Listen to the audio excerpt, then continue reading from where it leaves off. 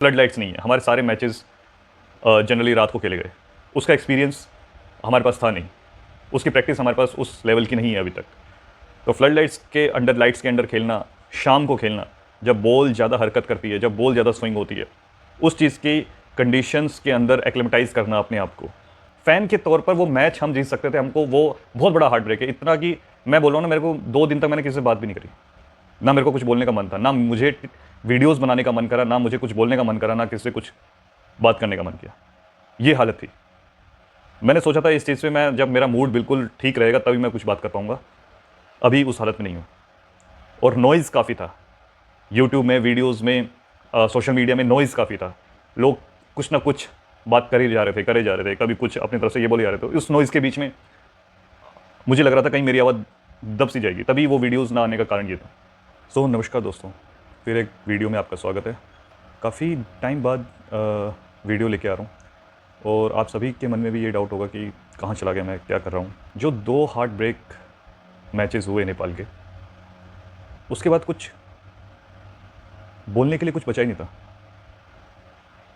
इतने बड़े बड़े मेजर, इतना क्लोजली आके जो मैच हमने गंवाए, मैं गंवाऊँगा बोलूँगा उस चीज़ को, कि हमने लूज़ किया। एक बहुत मेजर 2 चांसेस थे। पहला तो सुपर 8 में जाना, और दूसरा वर्ल्ड को ये दिखा देना कि हमारे अंदर क्या चीज़ है। वर्ल्ड के टॉप नेशन को भी डोमिनेट करके क्रिकेट खेली जा सकती है। वर्ल्ड के टॉप नेशन, टेस्ट नेशन के खिलाफ भी नेपाल एक स्ट्रॉन्ग अपोनेंट के तौर पर उभर के बाहर आ सकता है। और काफ़ी सरप्राइजिंग था वो पूरे क्रिकेट फेटर्निटी के अंदर कि नेपाल, जो काफ़ी टाइम से, एक लंबे अरसे से 10 साल हो गए थे कोई एक मेजर आईसीसी इवेंट खेले हुए। लास्ट 2014 का जो T20 वर्ल्ड कप था, उसमें पहली बार हमारी प्रेजेंस हुई। उसके 10 साल बाद अब 2024 के अंदर सीधा हम खेलने के लिए आते हैं, और डायरेक्टली ही साउथ अफ्रीका जैसी टीम को बिल्कुल ये बोलिए कि हमने गिफ्ट दे दिया उनको। वरना साउथ अफ्रीका हार मान चुकी थी एक टाइम पे, फाइनल ओवर से पहले ही हार मान चुकी थी साउथ अफ्रीका।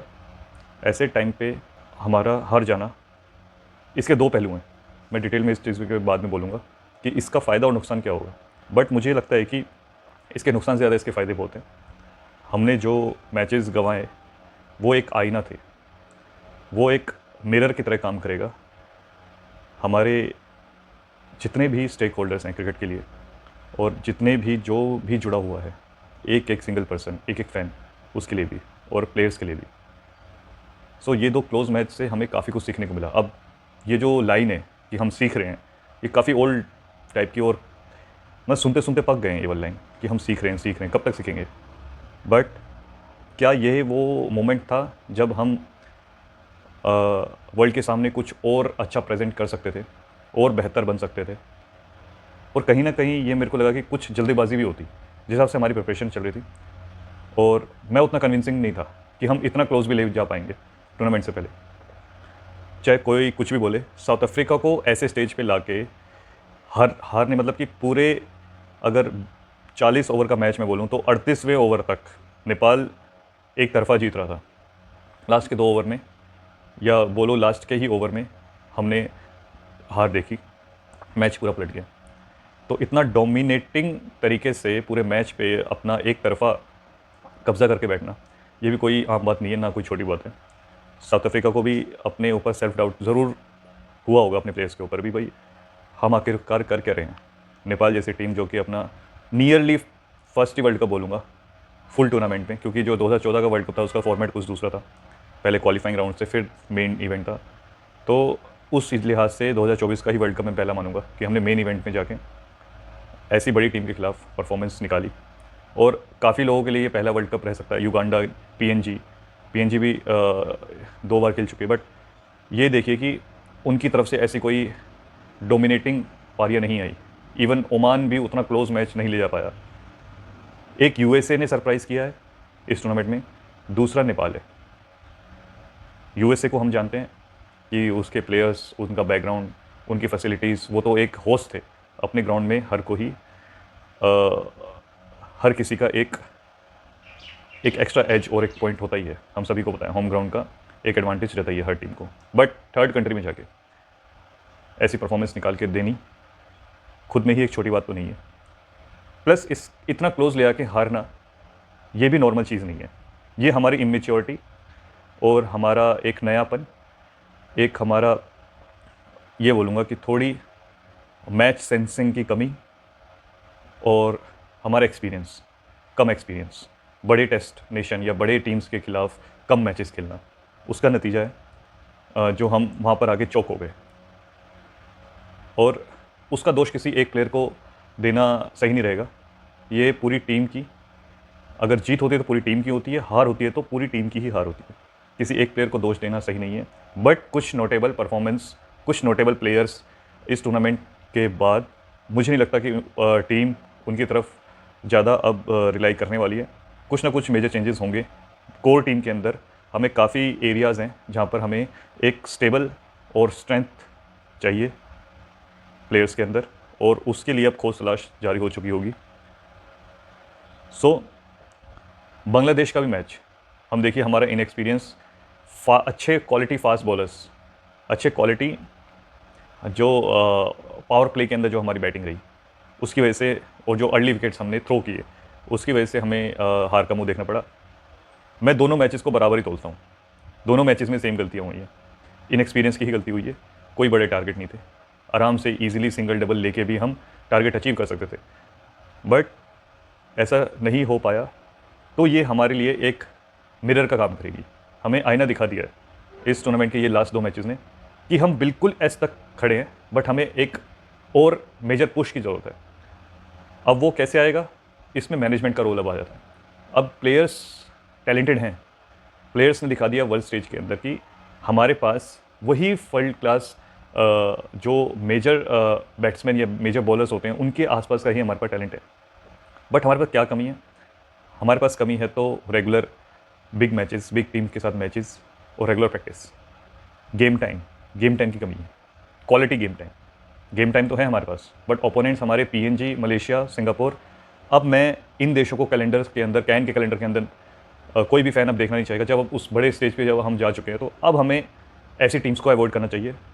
अगर ऐसी टीम्स रेगुलर हमारे साथ खेलना चाहती है तो हमको अब अप्रोच करने का तरीका बदलना पड़ेगा अपनी क्रिकेट के अंदर। रेगुलरली आयरलैंड, जिम्बाब्वे, अफ़गानिस्तान, आपके जो लीस्ट रैंक्ड आपके कंट्रीज़ हैं टेस्ट नेशन, उनके साथ हमें रेगुलर सीरीज़ करने की ज़रूरत है। हमारा फ़ैन बेस आईसीसी देख चुका है और हमारे प्लेयर्स का जो एंथुजियाज़म है वो भी पूरे वर्ल्ड को दिख चुका है। यही एक प्लेटफॉर्म था जहाँ पर हम ये सब चीज़ें शो कर पाते। आपने देखा ही होगा साउथ अफ्रीका के मैचेस के बाद किस तरीके से सारी आईपीएल फ्रेंचाइजीज़ ने नेपाल के बारे में पोस्ट किया, और उससे यही लगता है कि देखिए जितना भी क्रिकेट एक मार्केट है और जितनी भी ये फ्रेंचाइजीज़ हैं T20 क्रिकेट लीग्स हैं, वो सिर्फ मार्केट को ही टारगेट करती हैं। कहाँ की ऑडियंस, कहाँ के फैंस ज़्यादा एंगेजिंग है, कहाँ पर ज़्यादा मार्केट है, क्रिकेट के अंदर ग्रोथ किस जगह पे है, उनका फोकस उन्हीं कंट्रीज़ पे रहता है। और उनको पता चल गया कि अब नेपाल एक नेक्स्ट बिग थिंग है क्रिकेट के अंदर, not only in Asia, in the world. Afghanistan, Zimbabwe, Ireland, काफ़ी टेस्ट नेशन कंट्रीज़ को, इवन न्यूजीलैंड, इन सबको तो काफ़ी पीछे छोड़ ही चुका है नेपाल। अगर फ़ैन बेस की बात करूं, हम कुछ एक एलीट फ़ैन ग्रुप्स में आते हैं वर्ल्ड के, जो बिल्कुल एक, ये मैं बोलूँगा कि एक लॉयल फ़ैन बेस, ये होना कोई किसी भी टीम के लिए एक सबसे स्ट्रॉन्ग पॉइंट है, as a market point of view, as a business point of view और as a growth point of view. Future के लिए भी ये काफ़ी अच्छी है। यही सबसे बड़ी हमारी पॉजिटिव है। पॉजिटिव पार्ट हमारा सबसे ज़्यादा यही है कि हमारे पास एक फ़ैन बेस इतना स्ट्रॉन्ग है, इतना यूनाइटेड है, इतना एंथुजियास्ट है कि हमें कोई परवाह नहीं है कि हमारा मैच किस वर्ल्ड के किस कोने में हो रहा है, हमारे फैंस वहाँ पर पहुँच जाएंगे। अगर नहीं तो हमारी जो ऑनलाइन व्यूअरशिप है वो भी उस लेवल की है कि काफ़ी टेस्ट नेशन हमें देख के जेलस फील करते होंगे कि काश हमारे पास ये फ़ैन बेस होता तो हम और ज़्यादा इंप्रूव कर पाते। कईयों को तो यही लगता है कि हम खेल रहे हैं बट किसके लिए, कौन देख रहा है हमारे मैचेस। जब उनके पास फ़ैन बेस नहीं होता तो उनको ये सब फील भी होता है। तो इस मामले में हम काफ़ी लकी हैं और इसी चीज़ को टारगेट किया है काफ़ी वर्ल्ड के फेमस फ्रेंचाइज लीग ने। अब मुझे कोई हैरानी नहीं है और आपको भी नहीं होनी चाहिए कि नेक्स्ट जितने भी अब वर्ल्ड के कोई भी फ्रेंचाइज लीग हो रही हो तो कोई ना कोई सा नेपाली प्लेयर आपको खेलता हुआ दिखेगा ही दिखेगा। एक ही टूर्नामेंट के अंदर हमको 2 से 3 प्लेयर्स भी दिख सकते हैं। मैं आपको लिस्ट से नाम बता दूंगा, आप लिख के रखिए। नेक्स्ट कोई सी भी वर्ल्ड के किसी भी कोने में लीग हो रही होगी, सबको पता चल गया है कि अगर इस लीग में नेपाली प्लेयर होगा तो हमारी ऑनलाइन व्यूअरशिप नेपाल के अंदर और इवन वर्ल्ड के और कंट्रीज जहाँ जहाँ हमारे नेपाली एक्सपैक्ट्स रहते हैं, नेपाली पीपल रहते हैं, वहाँ तो व्यूअरशिप बढ़ने ही वाली है। तो ये तो सबको पता चल चुका है। और इवन ये सभी चीज़ आपकी आईपीएल ने भी क्लोजली, आईपीएल के फ्रेंचाइज टीम्स ने भी काफ़ी क्लोजली देखी है। इससे ये तो पता चल रहा है कि नेक्स्ट आईपीएल सीज़न में हमको नेपाली प्लेयर्स खेलते हुए दिखेंगे। इवन एक्टिवली प्लेइंग 11 में ना दिखें, बट आपको बेंच में तो बैठे हुए ज़रूर दिखेंगे, टीम के साथ एसोसिएट होते हुए ज़रूर दिखेंगे, उनके साथ प्रैक्टिस करते हुए रेगुलरली ज़रूर दिखेंगे। तो ये एक बहुत बड़ा हमारे लिए प्लस पॉइंट भी है और हमारे लिए एक्साइटिंग न्यूज़ भी है। तो इस लिहाज से देखा जाए तो ये एक बड़ा स्टेज था जो हमें क्रैक करना चाहिए था। एक डोर अपने प्लेयर्स के लिए, एक डोर ओपन करना चाहिए था, वो चीज़ हो चुकी है। प्लस अब कैन को इसमें एक्टिवली काम करने की ज़रूरत है। खुशखबरी ये है कि अफगानिस्तान ने अप्रोच किया है नेपाल क्रिकेट बोर्ड को एक सीरीज़ के लिए अपने होम ग्राउंड में। अब ये ऐसी न्यूज़ आपको रेगुलरली देखने को मिलेगी और नेपाल अब अच्छी नेशंस के खिलाफ रेगुलरली आपको खेलता हुआ दिखेगा। अब अच्छे अप्रोचेज़ टीम के आने को देखने को मिलेंगे आपको। जब ऑफ सीज़न के टाइम पे, जब ज़्यादा क्रिकेट नहीं खेली जाती, उस टाइम पे आपको कोई बड़े नेशन भी अप्रोच करते हुए दिखेंगे और नेपाल आके खेलने वाली टीम्स भी अब आपको अच्छी देखने को मिलेगी। बड़े बड़े टेस्ट नेशन आपको खेलते हुए नज़र आने वाले हैं। सो मेरा कहना ये है कि जो एक किक स्टार्ट मिलना था वो मिल चुका है। किक स्टार्ट हमें मिल गया है और वर्ल्ड को पता चल गया है कि हमारे अंदर क्या कैपेबिलिटीज़ हैं। अब टेक्निकल एरिया में बात करूं, अभी वो समय नहीं है कि मैचेस हम कैसे हारे, क्या आ रहे हैं। आपने बहुत सारे वीडियोस देख लिए होंगे, आपने खुद एनालिसिस कर लिया होगा कि हमारी क्या कमज़ोरी थी। अब उस पर बात करना, रिपीट करना, वो कोई पॉइंट नहीं है। मैं मानता हूं कि प्रोग्रेसिव बनना चाहिए, आगे की देखनी चाहिए। अब जो बीत गया, जो हो चुका है, उसके ऊपर ज़्यादा बात करने से कोई फ़ायदा नहीं होता। हमें आगे की प्लानिंग करने की ज़रूरत है। सो पॉइंट ये है कि क्या हम अब क्या कंटिन्यू करें, क्या कैन को देखना चाहिए और हमारी नज़र, हमारा नेक्स्ट टारगेट क्या होना चाहिए। नेक्स्ट टारगेट तो ऑब्वियसली ये है कि सारे आईसीसी इवेंट्स हम कोई सा भी मिस ना करें। कोई भी मेजर टूर्नामेंट हो, हमें उसे खेलना ही है, जैसे भी करके, बाय हुक और क्रुक। इवन कोई सा अंडर 19 का हो, वुमेंस हो, मेंस के कोई से भी टूर्नामेंट हो, हमें मिस कुछ नहीं करना है। एशिया कप हो, एसीसी प्रीमियर कप हो, कुछ नहीं छोड़ना हमें। अब हमें एग्रेसिवली इस चीज़ को नोट करके आगे बढ़ते जाना है और कैन का इसमें रोल काफ़ी इंपॉर्टेंट हो गया। हमारे पास इंफ्रास्ट्रक्चर नहीं है, अभी तक भी एक प्रॉपर स्टेडियम है ही नहीं जहाँ पर हमारे फैंस आराम से बैठ के मैच का मज़ा ले सकें। तभी हम किसी बड़ी टीम को इनवाइट करने की हालत में नहीं है अभी। अगर इस चीज़ को ही पॉइंट बना के अभी काम हो पाए, सबसे मेजर पॉइंट ये है, अगर इस चीज़ पे अभी भी काम नहीं हुआ तो मेरे को नहीं लगता कि अब ज़्यादा एक्सपेक्टेशन प्लेयर से रखना हमारे लिए सही है। फ्लड लाइट्स नहीं है, हमारे सारे मैचेस जनरली रात को खेले गए, उसका एक्सपीरियंस हमारे पास था नहीं, उसकी प्रैक्टिस हमारे पास उस लेवल की नहीं है अभी तक। तो फ्लड लाइट्स के अंडर, लाइट्स के अंडर खेलना, शाम को खेलना, जब बॉल ज़्यादा हरकत करती है, जब बॉल ज़्यादा स्विंग होती है, उस चीज़ की कंडीशंस के अंदर एक्लेमेटाइज करना अपने आप को। एक होम ग्राउंड, एक होता है ना, आप कुछ दिन के लिए जाके आप प्रैक्टिस कर लेते हैं, उसके अंदर ऐसा नहीं होता है। हमको इनबिल्ट चाहिए वो सारी क्वालिटीज़, लाइट्स के अंदर की खेलने की इनबिल्ट क्वालिटीज़ चाहिए। हमें सालों साल लगेंगे प्रैक्टिस करने में। हमारे प्रैक्टिस सेशन रात को होने चाहिए। हम सिर्फ 1-2 मैचेस खेल के और 1-2 घंटा प्रैक्टिस करके वो चीज़ नहीं सीख सकते। हमको डेली प्रैक्टिस चाहिए, तब जाके हम डे एंड नाइट के लिए रेडी हो पाएंगे। फिर भी ऐसी इतनी हार्ड कंडीशन, इतनी मतलब कि प्रतिकूल परिस्थिति में भी हमारे प्लेयर्स ने इतनी अच्छी परफॉर्मेंस निकाल के दी। मैं तो सल्यूट करता हूँ। मुझे कोई प्लेयर से गिला शिकवा कुछ नहीं है। प्लेयर्स ने अपनी पूरी 100% देने की कोशिश करी है। इससे ज़्यादा एक्सपेक्ट करना यार, थोड़े हार्श हो जाएंगे हम, बहुत हार्श हो जाएंगे। आप देखिए तो सही हमारा इन्वेस्टमेंट क्या है। क्या बांग्लादेश कितना पैसा लगा रहा है, कितना इन्वेस्ट कर रहा है प्लेयर्स में, क्या हम उसका 10% भी कर पा रहे हैं? ये देखिए ना, इसमें हमारी हार नहीं हुई है, बांग्लादेश की हार हुई है, मेंटली हार। मेंटली उनको उस लेवल पे हमने पूरे मैच भर गिराए रखा कि देखो भाई, तुम कितना इन्वेस्ट करने के बाद, कितने बड़े बड़े प्लेयर जनरेट करने के बाद तुम ये परफॉर्म कर रहे हो, तुम्हारे बैट्समैन ये परफॉर्म कर रहे हैं। तुम एक अपने आप को स्पिन खेलने के काफ़ी अच्छे नेशन के तौर पे जाने जाते हो, बांग्लादेश के स्पिनर्स वर्ल्ड क्लास बोले जाते हैं, बट नहीं, देखिए नेपाल के खिलाफ क्या हुआ। तो यही सब है, साउथ अफ्रीका कितना इन्वेस्ट कर रहा है, कितने प्लेयर्स उसके एक्सपीरियंस है, क्या हिस्ट्री है, क्या लेगेसी है उनकी क्रिकेट के अंदर, और नेपाल के सामने 20 ओवर में सिर्फ 114-15 रन।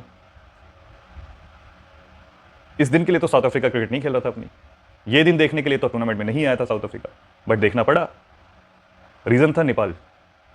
इस चीज़ का गर्व होना चाहिए। थोड़ा नज़रिया, फ़ैन के तौर पर वो मैच हम जीत सकते थे, हमको वो बहुत बड़ा हार्ट ब्रेक है, इतना कि मैं बोल रहा हूँ ना, मेरे को 2 दिन तक मैंने किसी से बात भी नहीं करी, ना मेरे को कुछ बोलने का मन था, ना मुझे वीडियोज़ बनाने का मन करा, ना मुझे कुछ बोलने का मन करा, ना किसी से कुछ बात करने का मन किया। ये हालत थी। मैंने सोचा था इस चीज़ पे मैं, जब मेरा मूड बिल्कुल ठीक रहेगा तभी मैं कुछ बात कर पाऊँगा, अभी उस हालत में नहीं हूँ। और नॉइज़ काफ़ी था यूट्यूब में, वीडियोज़ में, सोशल मीडिया में नॉइज़ काफ़ी था, लोग कुछ ना कुछ बात करे जा रहे थे, कभी कुछ अपनी तरफ से ये बोले जा रहे थे। उस नॉइज़ के बीच में मुझे लग रहा था कहीं मेरी आवाज़ दब सी जाएगी, तभी वो वीडियोज़ ना आने का कारण ये था। तो इन सभी चीज़ों के बाद देखिए, पॉजिटिवली माइंडसेट को बनाए रखना ये सारा इंपॉर्टेंट है। प्लेयर्स को भी अब मुझे पता है कि सिग्निफिकेंटली कुछ चेंजेस, मेजर चेंजेस होंगे टीम के अंदर। सबसे बड़ा जो मेरे को खुशी है वो है संदीप का इंक्लूजन, संदीप के 100 विकेट। सबसे बड़ी जो खुशी मिली इसी बात की है कि संदीप अब हमारे साथ जुड़ चुके हैं, और आने वाले दिनों में अब देखने में मज़ा आएगा। लीग 2 के जब मैचेस होंगे, एशिया कप होगा, कोई भी बायलैटरल सीरीज़ होगी, तो संदीप हमारे साथ, जो हमारा एक्स फैक्टर था, अब हमारे साथ है, बिना किसी रीज़न के और बिना किसी रोक टोक के। अब कोई बंदिश नहीं है उनके ऊपर, कोई एक एक्स्ट्रा कुछ नहीं है, वो फुल्ली पूरी तरह से फिट होके टीम के साथ जुड़ चुके हैं। सबसे बड़ा मेजर प्लस पॉइंट हमारे लिए यही है। संदीप की वजह से हमने काफ़ी मैचेस एंड टाइम पे आके हमने लूज़ करे, जो हमारे पास एक एक्स फैक्टर था वो हमने गंवाया। बीच में जो हमारे साथ जो एक पीरियड में एक सीरीज़ हमने मैच लूज़ करे टीम्स के साथ, उस चीज़ की कमी अब पूरी हो चुकी है। अब संदीप, अब मुझे लगता है कि थोड़ा अब अलग सोचने पर भी मजबूर होना पड़ेगा कैन को। मुझे लगता है कि रोहित पौडेल ओडीआई के लिए बेस्ट कैप्टन रह सकते हैं, बट संदीप को टी20 की कैप्टनशिप दे देनी चाहिए। अलग अलग टीम्स को हैंडल करना रोहित के ऊपर ज़्यादा प्रेशर आ रहा है, तो उनकी बैटिंग परफॉर्मेंस भी थोड़ी खिसक रही है, तो उनके ऊपर से थोड़ा प्रेशर रिलीज़ करने का समय है। संदीप अब दोबारा कैप्टनशिप ले सकते हैं, तुरंत ही नहीं, बट एज अ टी20 कैप्टन वो आ सकते हैं, और टी20 के लिए वो सूटेबल कैप्टन भी हैं, पहले भी प्रूव कर चुके हैं। उनको कुछ सर्टिफिकेट की ज़रूरत नहीं है जिस हिसाब के वो प्लेयर हैं। और दूसरी तरफ हमारे क्या बोलते हैं, इनएक्सपीरियंस की वजह से जो हमने 2 लूज़ करे मैच, गुलशन शाह के ऊपर काफ़ी ये सवाल उठे। गुलशन शाह, देख ली, पर्सनली मैं गुलशन शाह को मानता हूँ कि वो अच्छे प्लेयर हैं, बट टीम में वो किस रोल पे है वो डिसाइड नहीं हो पा रहा। हमने एक भी ओवर गुलशन शाह से मतलब एज अ ऑलराउंडर खेल रहे हैं वो, बैटिंग ऑलराउंडर, बट उनसे एक भी हमने ओवर नहीं देखा गया, मतलब बॉलिंग के लिए उनको नहीं रखा गया था टीम में, ये क्लियर हो जाती है बात। दूसरा बैटिंग के अंदर जो क्या बोलते हैं कि एक स्किल की ज़रूरत है, जो डॉट खेल के उनको जो उन्होंने प्रेशर क्रिएट किया था अपने ऊपर, कहीं हम वहीं चुके थे। बांग्लादेश के खिलाफ 4 बॉल में 0 रन, और साउथ अफ्रीका के खिलाफ जो डॉट खेले गए, और जो लास्ट में जो रनआउट उन्होंने रन कंप्लीट नहीं किया, पहले ही हार मान ली, पहले ही छोड़ चुके थे, वो जो इन एक्सपीरियंस था उनका, उसकी वजह से हमें हार मिली है, ऐसा मैं मानता हूँ। बट उनको मैं अकेले दोष नहीं देना चाहता, हमें 1-2 ओवर पहले ही जीत जाना चाहिए था, उस हिसाब से उनको स्ट्राइक नहीं मिलना चाहिए था। तो ये सारी बात टेक्निकल बात है, बट एज अ पर्सनल उनकी मैं बात करूँ तो इनएक्सपीरियंस है अभी उनको काफ़ी। मेरे को लगता है कि गुलशन शाह को दोबारा डोमेस्टिक क्रिकेट पूरी अच्छी तरह से खेलना चाहिए, फुल सीज़न खेलना चाहिए, सारे मैचेस खेलने चाहिए उनको। डोमेस्टिक का एक उन्होंने सीधा 2-4 मैच डोमेस्टिक खेलते ही वो सीधा इंटरनेशनल क्रिकेट में नेशनल टीम में आ चुके थे, जो कि काफ़ी अर्ली स्टेज पे थे, और उसके बाद कंटिन्यू उनकी परफॉर्मेंस चलती रही। टीयू के अंदर उनकी काफ़ी अच्छी परफॉर्मेंस थी, कुछ जिम्बाब्वे में भी उनकी अच्छी परफॉर्मेंस निकल के आई, बट प्रेशर सिचुएशन को ना झेल पाना, ना उसको सोक कर पाना, उसकी वजह से हमें कुछ ये लास्ट के 2 मैचेस में कुछ हमें एक महसूस हुआ कि कमी है हमारे अंदर। इस पोजीशन में एक एक्सपीरियंस बैट्समैन, एक एक्सपीरियंस प्लेयर, एक एक्सपीरियंस्ड हार्ड हिटर, गुलशन शाह उतने हार्ड हिटर और क्लीन हिटर की कैटेगरी में नहीं आते हैं।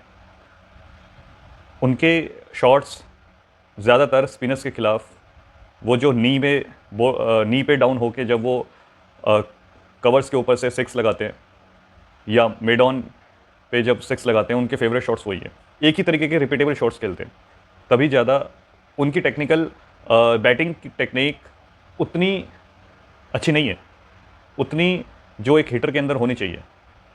तो एज अ हिटर के रोल पे आप खेल रहे हो, फिनिशर के रोल पे खेल रहे हो, तो आपके आपके खाते में बहुत सारे शॉट्स होने चाहिए, आपके बुक्स में बहुत सारे शॉट्स होने चाहिए और सबकी अच्छी तरह प्रैक्टिस होनी चाहिए। स्कूप वगैरह, आप सिंगल डबल के ऊपर ज़्यादा विश्वास नहीं रखते हैं। जो उन्होंने शॉर्ट बॉल पे जो दोनों बॉल डॉट हुई, वो बॉलें खेली जा सकती थी।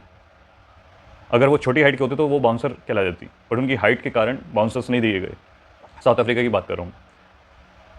तो बहुत सारी टेक्निकल डिटेल्स हैं, बहुत, अगर मैं इनसे बात करूँ तो 2-3 वीडियोस बन जाएंगी।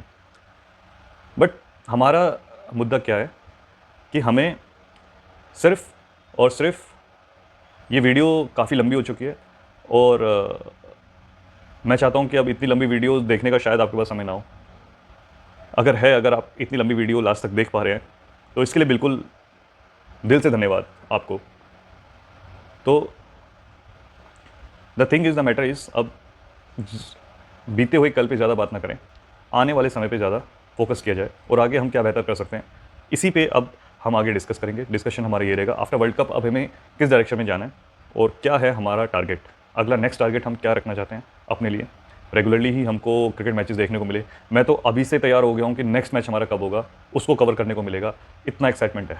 अब रेगुलरली हमको मैचेस खेलने हैं, हमको ये देखना है, हमको खाली नहीं बैठना है, हम चुप होकर नहीं बैठ सकते, हम ज़्यादा से ज़्यादा हमें मैचेस चाहिए, ज़्यादा हमें एक्सपोजर चाहिए और इसी के लिए हमको दिन रात काम करने की और मेहनत करने की ज़रूरत है। तो दोस्तों, इस वीडियो के लिए सिर्फ इतना ही। अब मिलेंगे आपको नेक्स्ट वीडियो में, तब तक के लिए नमस्कार।